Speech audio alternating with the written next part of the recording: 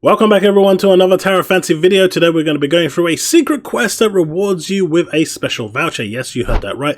There is a special voucher quest in the game and it is pretty cool. The storyline is actually pretty decent. I'm going to be skipping most of the actual story beats so you can cover that yourself, but it's definitely worth going through. So how do you actually start the quest? Well, as you can see, I'm inside the Innars, and what you want to do from here is go and follow the path I'm going down and until you find a girl in red. Her name is going to be Andy and she is going to be with her dog, the first mate.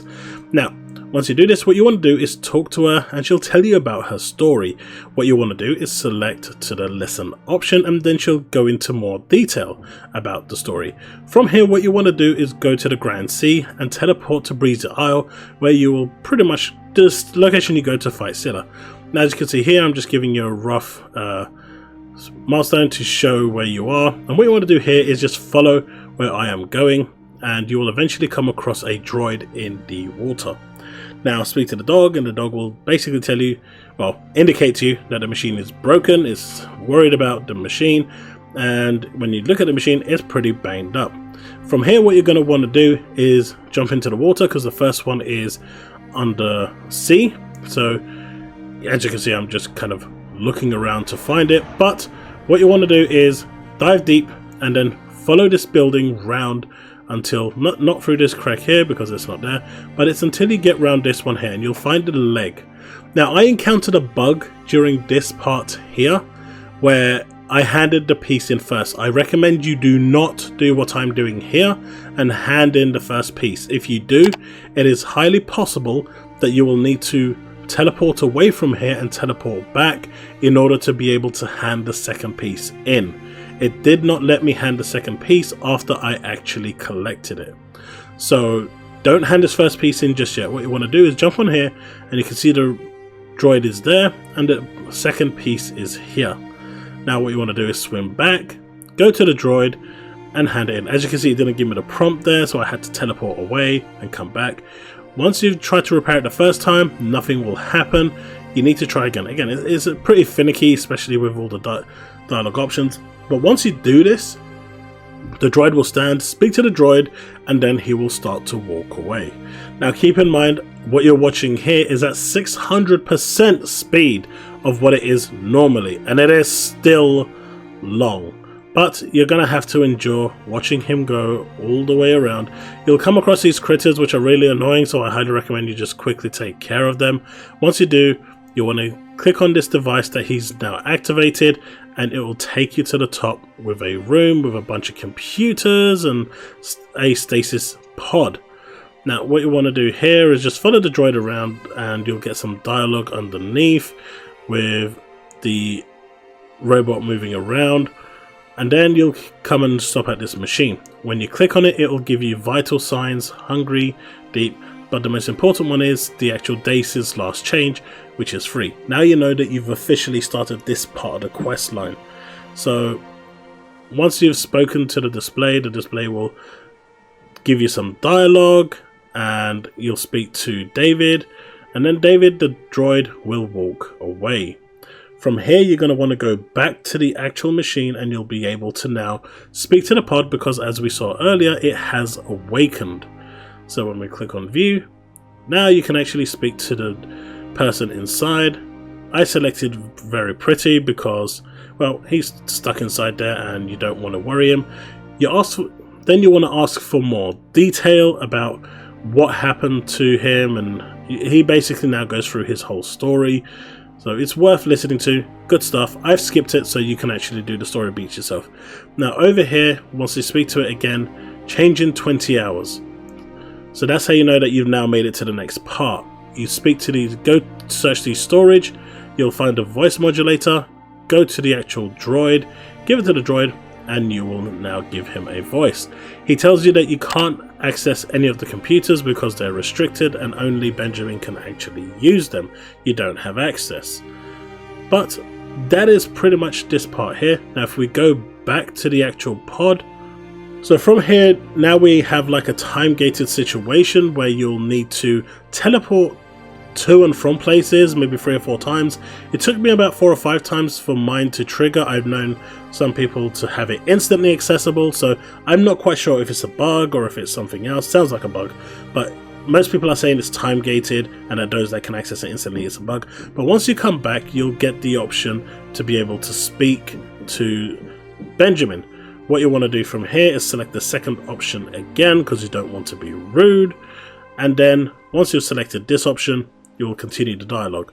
Once you've finished that dialogue, if you now check the system, it's gone from 20 hours to 12 hours. Now you know you're on the next part of this quest, and we're almost there. From here, you're going to want to come back and give Andy the good news. And once you've selected the good news, Andy will disappear from here, and what you want to do is now go back to Seller's Island and find Andy. What you will see here is that I kind of do stuff in reverse order. I actually went back up to the building and I had now had access to all the information. Now this is important, as we will find out later, but as you can see from here, I've got all the tape recordings now, which is basically a bunch of text, and I've also got all the communication logs, some of them deleted, some of them not, but it's definitely worth going through these. Like seriously, there is a lot of good lore there for you to go through. I'll leave that to you. From here, now what we do is go up to the roof of the actual building. If you've been here before and explored, you will remember that there was one grave. Now, when you come back up here, you will notice that there is 2. This is very important for the actual storyline.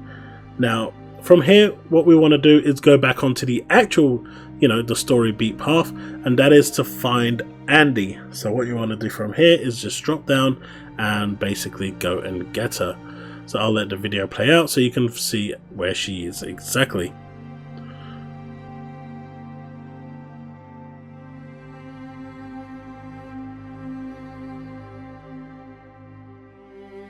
Now once you do get to her, those critters are going to be there again, so make quick work of them because they are annoying.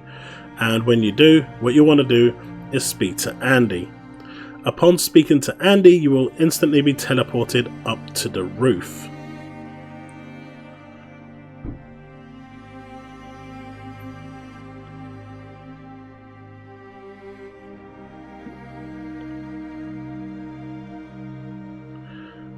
When you're at the roof, Andy will go and you'll have a bit of dialogue to go through.